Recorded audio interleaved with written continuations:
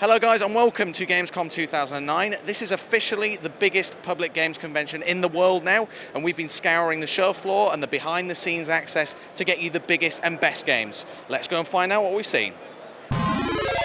Okay, hey guys, I'm here at the EA stand with Steve from Slightly Mad Studios. Hi guys. Thanks for joining us today, Steve. You're most welcome. Cool. So give us a quick recap on what Need for Speed Shift is all about for maybe those who aren't too familiar with this new take on the series, I guess. Yeah, sure. So Need for Speed Shift is very much a revival of the series. We're bringing back some of the aspects of the series that's got lost along the way. Things like first-person driving view with the cockpit, replays, and all that. But more than that, far more than that, what we've done with Need for Speed Shift is we're trying to draw the player very much into the game by creating what we call this first-person racing experience and dropping you in the cockpit of the car itself. What we've done is we've modeled a highly detailed character in the car, and then basically his viewpoint becomes yours, and having a camera attached to his head, so the way he moves, going over little bumps, accelerating, braking, shaking through turns, all of that becomes your viewpoint. You'll find effects like, for example, when you're going really fast, your point of view, focusing on the road ahead, you'll get like tunnel vision, the graphics near you will start blurring and all that. And and when you crash, it's sort of like a really intense experience with lots of shaking going on, blurring. You'll hear the guy's heartbeat eventually if it's a severe enough impact. So very much creating this intense first-person recreation of being a race driver. And what we've been able to bring to the table is an absolutely total next-gen physics engine that is very authentic, gives you real immersive handling on the cars, feels like you're driving a real car.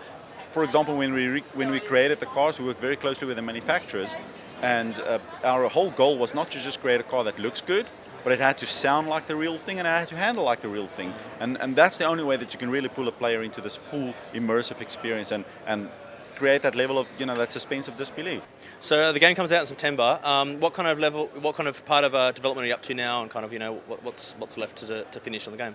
Well, we focus very much on the console versions first because they got to go through first-party approval and all that, of course. So what we're doing right now is just polishing up the PC version and ensuring that we get it out at the same time as the consoles. Okay. Brilliant. So that's Need for Speed Shift. You can find out more about the game if you visit GameSpot.com, and make sure you check the site for all of our Gamescom coverage.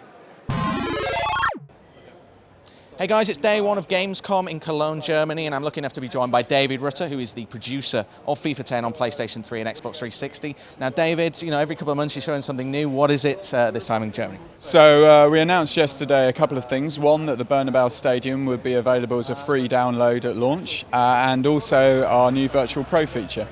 Which uses the EA Game Face technology. That's right, yeah. So you can upload pictures of yourself to the EA Football World website, generate an in-game head, and then download it into your game, and then play that pro in any of our game modes, online and offline, and grow him by unlocking things.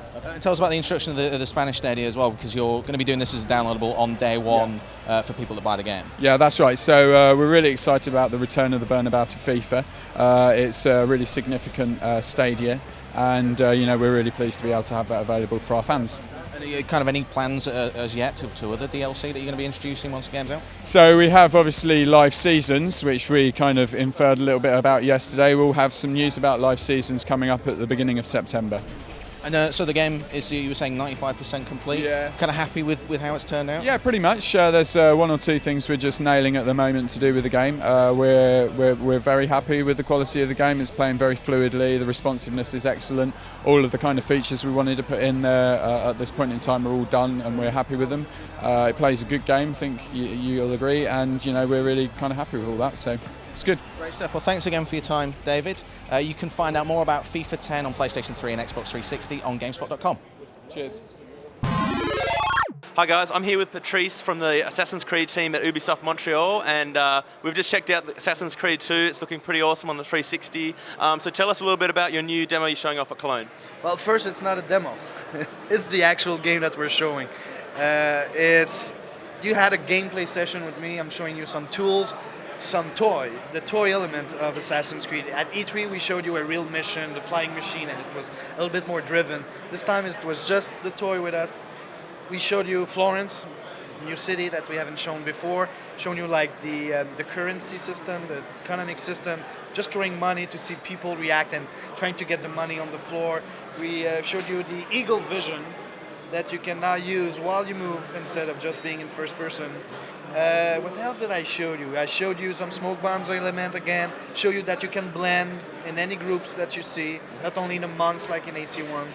And I showed you secret locations, which is a brand new thing where suddenly you're in elsewhere there in the city, more into the, I don't like the word linear, but the linear map, where you really experience the full depth of the free run system. Brilliant. Okay, well, we better leave it there. Thanks a lot for your time. And Assassin's Creed 2 is coming out later in the year. And you can check all of our GameSpot coverage at gamescom.gamespot.com.